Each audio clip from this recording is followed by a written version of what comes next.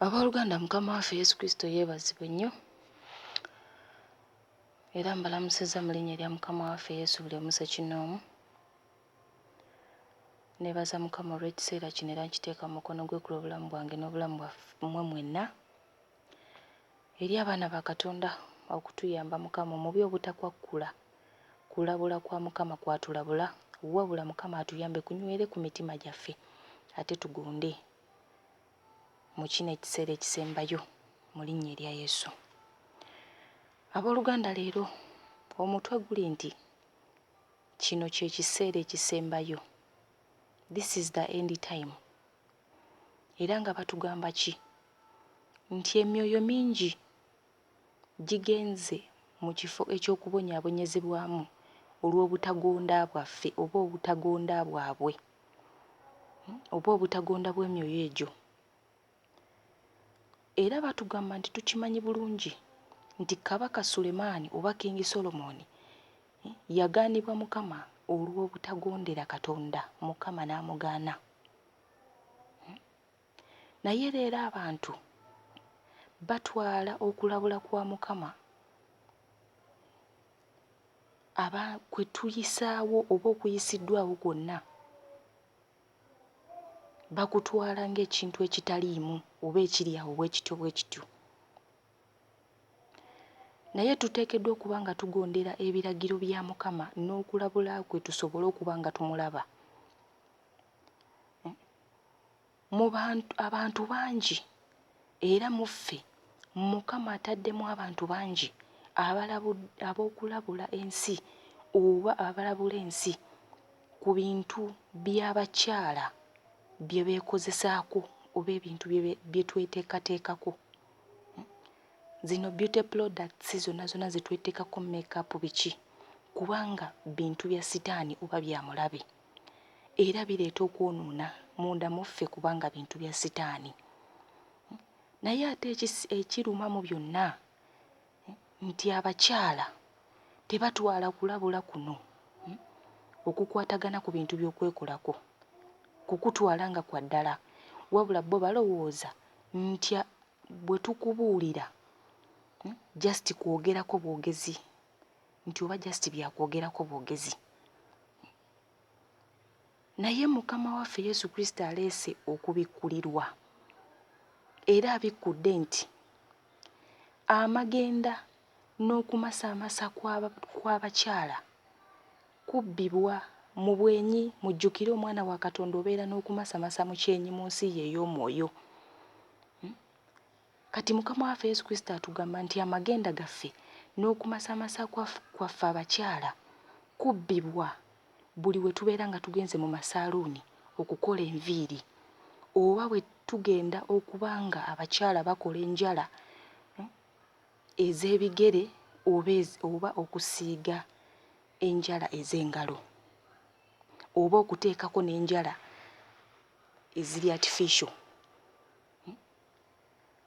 Mukama waffe Yesu Kristo abikkula n'agamba nti abo abantu bemuwa emitwe gyammwe, ebigere byammwe n'engalo zammwe babba emikisa gyammwe era n'okumasamasa kwammwe kutwalibwa. Nti abantu bangi ab'amasaaluuni n'amakolero mangi oba amakampuni mangi agayingidde mu ndagaano ne sitaani. Era Mukama waffe Yesu Kristo atugamba nti bano abantu abasinga bakola mu masaaluuni babba okumasamasa kwammwe n'amagenda gammwe mmwe kye mutayinza kumanya. Era abantu ba Katonda abaweereza ba Mukama, abaana ba Mukama, babagamba nti muteekeddwa okuba nga mwewala mulekerawo okugenda mu masaaluuni, okuba nga muteekako enjala, okuba nga mukola enviiri, okuba nga musiba, muteekako wigizi, kubanga ezo zonna byakolebwa mu ndagaano ne sitaani mu nsi ey'ekizikiza. Era batugamba nti amakolero mangi agakolagana oba agakola ku ngeri y'okutereeza ebigere by'abakyala, engalo, agakola ebintu by'abakyala ebisinga ga sitaani. Abakyala bawaayo oba tuwaayo ebintu byaffe. Buli mukyala agenda mu saluuni n'owaayo ebigere byo, omutwe gwo oba engalo zo okubeera nga bikwatibwako abantu abo, ate nga abantu abo ate nga ba agenti ba sitaani.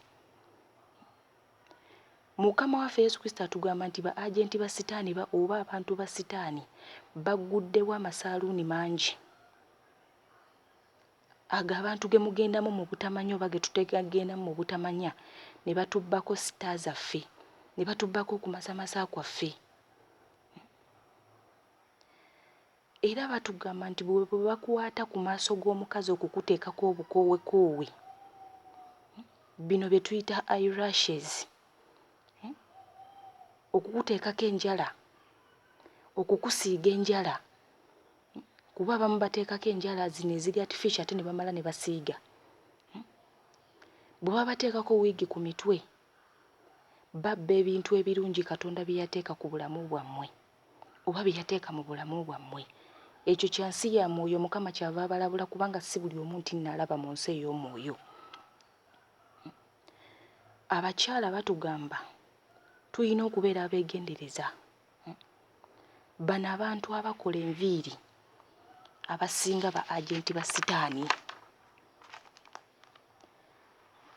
Mukama waffe Yesu Kristo agamba asindise abaweereza be bangi okubanga balabula abantu be basobole okwenenya. Naye ate ne sitaani naye asindika bangi okulaba nga batwala bangi mu geyeena okubanga babonyaabonyezebwa. Nti abakyala bangi bateekako enviiri. Mukimanye nti abakyala abasinga enviiri abamu ze muteekako nviiri z'abantu abaafa. Ezo ziba basibira mu saluuni, ezimu z'abantu abaafa. Era babagamba nti mutwala abaana bammwe mu masaluuni naye temumanyi mbeera y'abantu abo bakola mu masaluuni. Nti abantu abasinga bano abakola mu masaluuni babaggyako enviiri zammwe ne bazitwala kubanga ba agenti ba sitaani. Mukama ayongera okulabula ng'agamba nti Mukama alabula naye agamba nti nno tugaanye okuva mu kibi okubanga tukyenenya tukite tumugoberere. Wabula abantu basigadde batambulira mu mize gyabwe ne babeera nga bagaana Katonda ky'abagamba. Ekyo Katonda kyatugaana abantu kye basigadde nga batambuliramu. Naye emitima gyaffe mibi. Wabula Mukama atulagira tukyuke mangu okuba nga tudda gyali, tuve mu butali butuukirivu. Mukama agamba nti akutte ensi eno mu ngalo, mu mukono gwe mwagikwatidde. Era agamba nti alaba era amanyi buli kitambula, buli kikolwa wansi w'enjuba wano ekya buli muntu.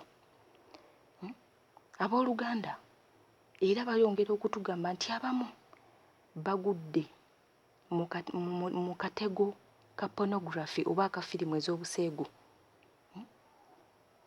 Era nga bibabeeramu obulamu bwabwe bwonna.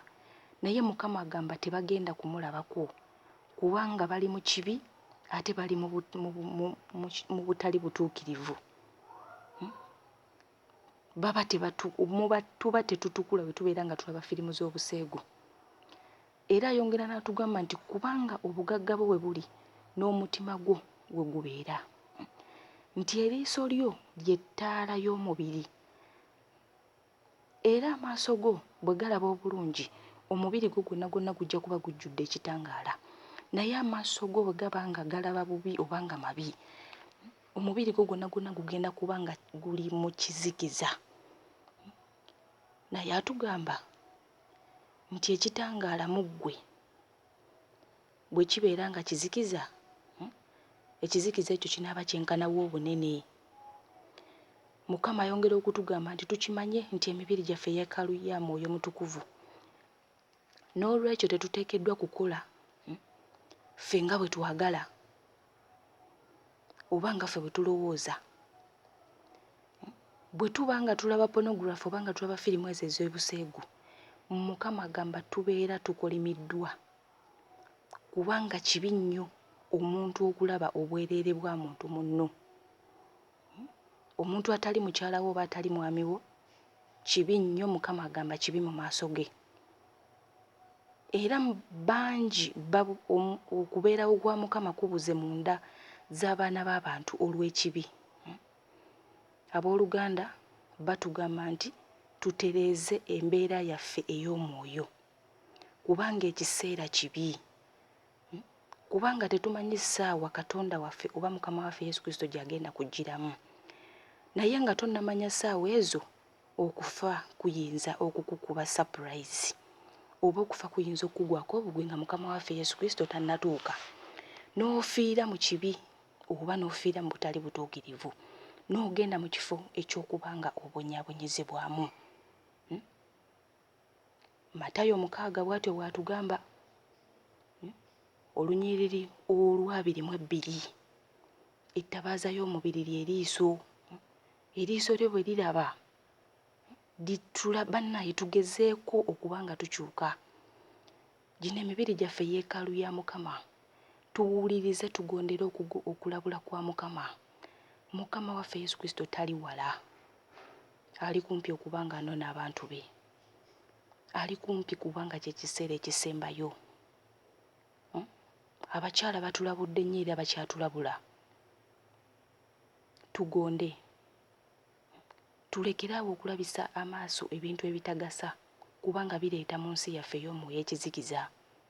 Ate Mukama aba tatutuulamu kuba Katonda waffe kitangaala.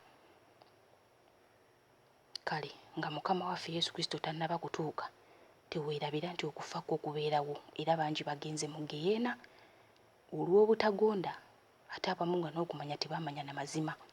Naye gwe bw'oba ng'ogategedde ng'okyali mulamu, kyuka wenenye osaasirwe ng'obudde bukyali. Kubanga ayogera n'agamba nti tumunoonye nga bw'akyali okumpi ate nga bw'akyayinzika okulabika. Omubi aleke amakubo ge, n'atali mutuukirivu aleke ebirowoozo bye. Mukama bw'ali okutusonyiira ddala n'okutukyusiza ddala.